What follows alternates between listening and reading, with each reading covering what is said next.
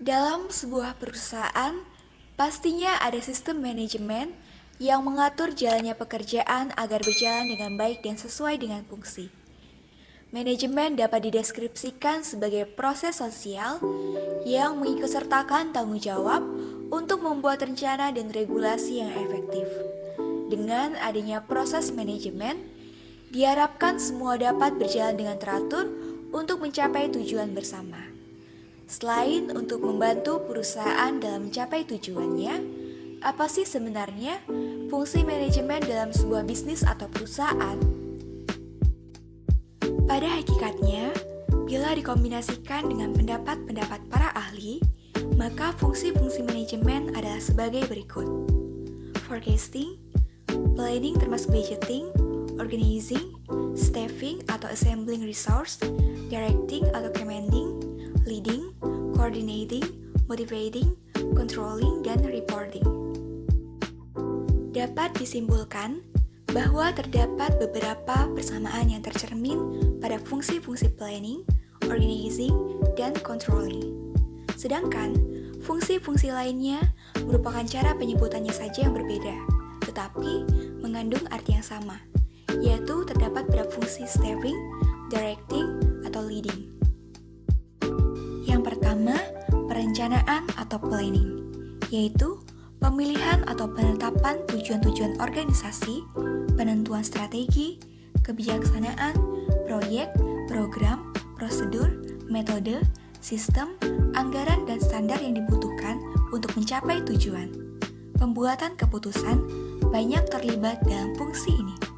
Semua fungsi lainnya tergantung fungsi ini, di mana fungsi lain tidak akan berhasil tanpa perencanaan dan pembuatan keputusan yang tepat, cermat, dan kontinu. Tetapi sebaliknya, perencanaan yang baik tergantung pelaksanaan efektif fungsi-fungsi lain.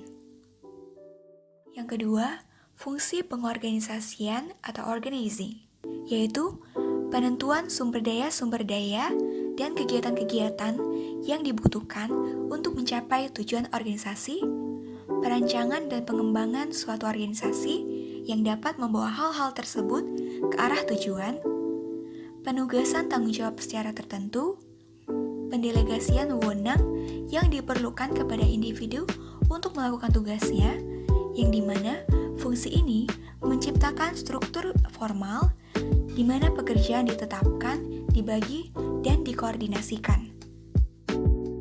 Yang ketiga, ada penyusunan personalia atau staffing, yaitu penarikan, latihan dan pengembangan, serta penempatan dan pemberian orientasi karyawan dalam lingkungan kerja yang produktif.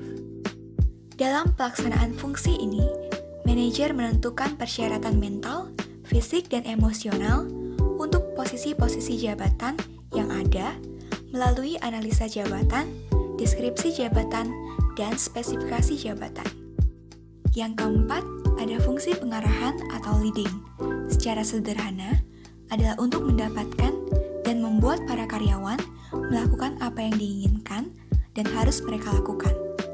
Fungsi ini melibatkan kualitas, gaya dan kekuasaan, pemimpin serta kegiatan-kegiatan kepemimpinan, motivasi, dan disiplin.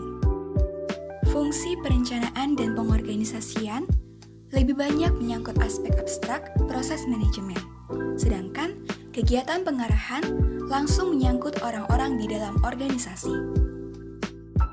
Dan yang terakhir, fungsi pengawasan atau controlling. Semua fungsi yang terdahulu tidak akan efektif tanpa fungsi pengawasan. Fungsi pengawasan adalah penemuan dan penerapan cara dan peralatan untuk menjamin bahwa rencana yang telah dilaksanakan sesuai dengan yang telah ditetapkan. Hal ini dapat positif dan negatif. Pengawasan yang positif mencoba untuk mengetahui apakah tujuan organisasi dapat dicapai dengan efisien dan efektif. Sedangkan pengawasan yang negatif mencoba untuk menjamin bahwa kegiatan yang tidak diinginkan atau tidak dibutuhkan tidak terjadi. Adapun fungsi-fungsi lain dari seorang manajer. Yang pertama, fungsi manajer ke dalam perusahaan dapat dilihat dari dua sudut, yaitu sudut proses dan sudut subjek atau bidang. Dari sudut proses, yaitu perencanaan, pengorganisasian, penyusunan, pengarahan, dan pengawasan. Jika dari sudut subjek atau bidang, yaitu dari sudut keuangan, personalia, pemasaran, pembelian, dan produksi. Yang kedua, fungsi manajer keluar perusahaan ada 3 jenis, yaitu yang pertama, mewakili perusahaan di bidang pengadilan. Yang kedua, mengambil kegiatan sebagai warga negara biasa. Dan yang ketiga, mengadakan hubungan dengan unsur-unsur masyarakat.